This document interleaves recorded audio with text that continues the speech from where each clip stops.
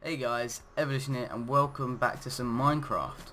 So today I'll be showing you how to do a automated farm that also filters itself to a degree. So I'll show you what I mean by filters itself later on in the video. And if you're watching the other videos, you'll see how bad that intro looked because I'm not using the shaders, and basically that's just because I needed to explain water currents and stuff in this video. So I've had to disable it because it makes all my water realistic and clear, and it just made my life impossible for doing this tutorial. So to do the farm, it's pretty basic. Obviously the redstone side behind it, you'll just need some pistons, or if you want to you can use sticky pistons, but I'll show you why you can use either later. And you'll just need some repeaters and redstone. So we head over there to the prototype now. I'll show you what I've got. So here's my design of my farm. As you see, it's all congregated down the middles. So I've got potato, carrot, and then wheat. This is just for the sole reason so I can have 3 separate chests with 3 different kind of farming items in, because I'm OCD like that.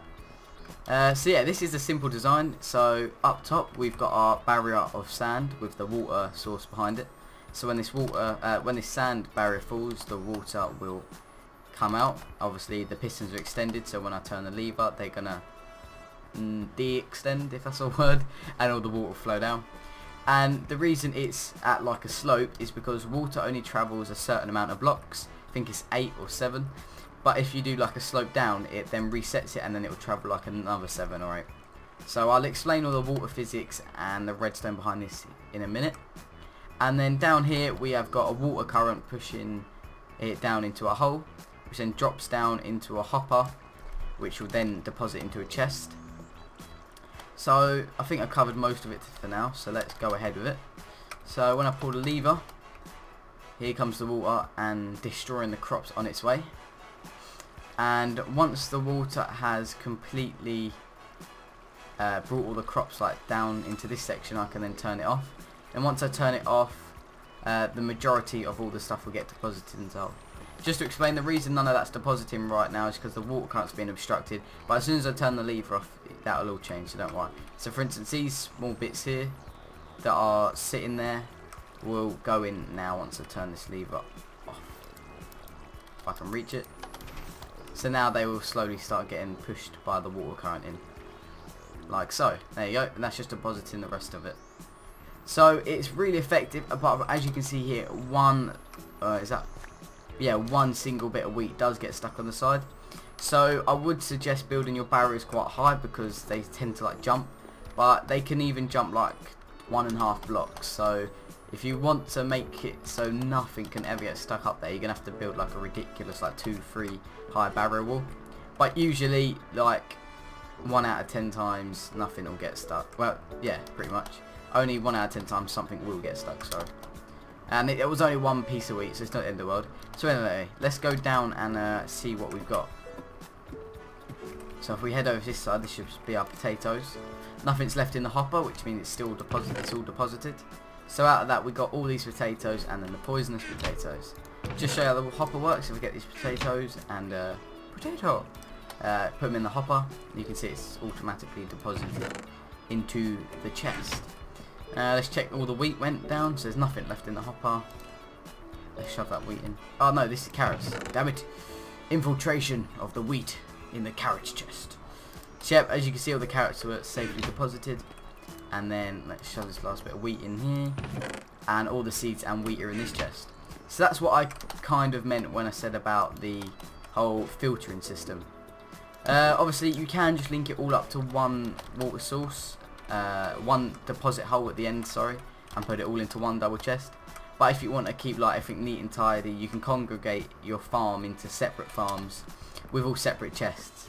And obviously this is just my prototype, like you can build this farm bigger or whatnot and nicer looking. This is literally just like for demonstration purposes. I built it and rushed it. So now going over on how to build it and how it all kind of works, the physics of everything. So over here I've got the hoppers. I'll just quickly grab an item, so let's get 64 grass. If I put my grass in, you'll see that the grass is decreasing because it's now depositing it into the chest. That's pretty much how the hopper works.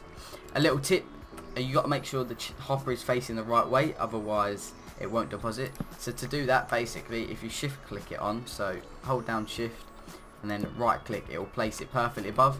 If you put it up against a block like so, you'll see that it's like connected to the block, and that's not what you want. So I'll show you again how it's done, and you can see it kind of makes the funnel effect. So that's how you will put it on top, in case you're going to put in the comments like, oh, it's not working, blah blah blah, my hopper's not working. And then this is just like it showing how my one worked underground, but obviously it's got a water current that then pushes it in. Just to recap over that, if you put water directly on top of this, it will not work. That's why, well, I'm not sure, I don't think it has, but I've just put a sign here, so then once it gets to the water, it will then just drop straight in. You can try it using the water straight down, but I've just put a sign there just for safekeeping. So that's another little thing to remember. So that's the hoppers covered. Now here's the water. So basically just showing how I made mine. So you can do it two ways. You can either do it like this, so you start with a water fountain at one corner, and then it will flow all the way into the other corner because you dig down, which I think works the most effectively, because if I shove my grass blocks in there, they will nicely get put straight in that corner down there, and that will work every time 100%. And then I've got the same prototype here, but it's just going a different direction. And then you can kind of have this central one, so if I shove blocks, if I shove blocks there and shove blocks over there, it will then kind of push it into the middle. But you will find sometimes obviously the water current here isn't strong enough, and you can get stuff like stuck on the sides and stuff. So if you're trying to look for like a double hopper chest deposit system, you can do it like that, or like that, or like that. So it really doesn't matter. Right, so now explaining why I use sand. So this is for the simple version, only requires pistons. So when I flick the lever, these are normal pistons, and they obviously extend the stand up. And obviously, unlike sticky pistons, when I retract these, it's not going to pull the item down. But because sand naturally fall on their self, they will then fall back down onto place. And this works with any other blocks that's got gravity, so anvils or gravel, for instance, if I was to put gravel there. So this means you can make your farm really easily, because to build a piston it's just redstone, cobble and iron ingots, I think. So you can build like your water gate really easily just using normal pistons. But if you want to choose obviously a block and you're picky and you want it to like match your thing, say you want wood because your farms are wood, you then need to use sticky pistons to actually be able to use any block of your choice.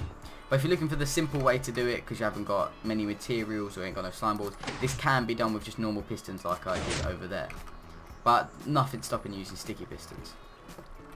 And as I explained in the farm, which I'll explain again, is the reason behind why we do this whole sloping system. It's because basically, if I just get some water now, should have been prepared really. If I get some water now, when I then let the water flow, it will only travel a certain amount of blocks. I think it's 7 or 8. Let's have a look. So 1, 2, 3, 4, 5, 6, 7, 8. So water travels 8 blocks, and after that it will then stop. So if your say your farm's all one level, you can only have technically 8 long by however thick farm you want. But if you actually put like a slope down like so, it then travels an extra certain amount of blocks. That's why I have designed mine on like a slope, and you can have that 3 tiers, 4 tiers, and then you can have that so ever long as you want it. But yeah, so initially you'll have to do the drop down on 8 blocks, I think. So if we just have a quick look, is that all one level? No. So if the water stops after 8 blocks, so there, if we drop down, no, okay, so you have to drop down on the 7th block for it to extend another 7 blocks, and then on the 7th block you'll drop down again. So that is how you can make your water flow all the way through the farm. And last but not least, what have I got left to explain? Alright, literally just the electronics of it, so you can build your own. Let's find a way down. Seems to be impossible right now apparently.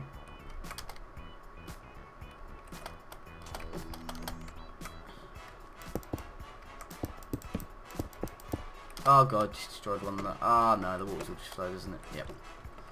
Well, I just destroyed one piston. Right, well, that was one way to get down. I do not want that sand to fall down because that would destroy the redstone. Right, there we go. That was harder. So basically here we've got the pistons Where are the pistons? Let me just quickly replace this so I can show you, because I don't want to flood everything. And I may have just flooded everywhere. So, there we go. Alright, there we go. Sorry about that. So if we come down, you will see that the pistons are here. And then on this block, because they're sitting on top of this block, if you simply put a repeater there, that'll power them. So you don't, because obviously you don't want to put a repeater directly underneath that block. It won't work. Whoa, what is this? What is that? Whoa. Yeah, you don't want to put the repeater straight underneath the piston. If you put a block there and then put a repeater, the repeater powers the block, which then powers the piston, and then it's just literally linked up to redstone and a lever. So I should have really just done that on the surface to make that more simple, so I will do now. And then you can go ahead and build your own automated and filtered farm. So what I was trying to say is literally it's just pistons like this. So we've got pistons on a block, then you get a repeater, and then get some redstone for the repeaters to power with, let's grab a redstone torch because that'll do. Let's even put a delay on them if you wish. So as you can see, basically the repeater powers the block, which then powers the piston. Forgot what they called for it. So then you'd have your sand or whatnot there, and then your water barrier would be simply sitting behind the piston like so. I'll just quickly build it.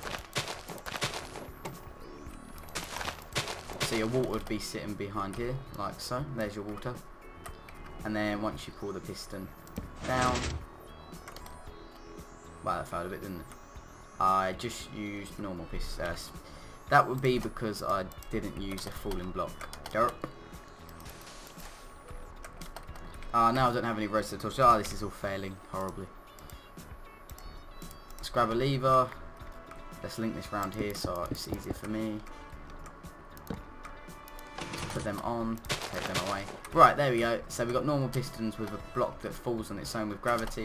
Then when you simply release that, the water gates will fall down.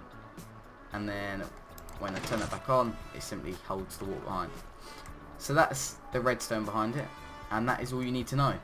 So I hope you enjoyed this tutorial, and if this tutorial helped you at all, please subscribe or give it a like or whatnot. If you subscribe, I will be uploading more redstone tutorials, so if you subscribe you may find some more videos that are helpful.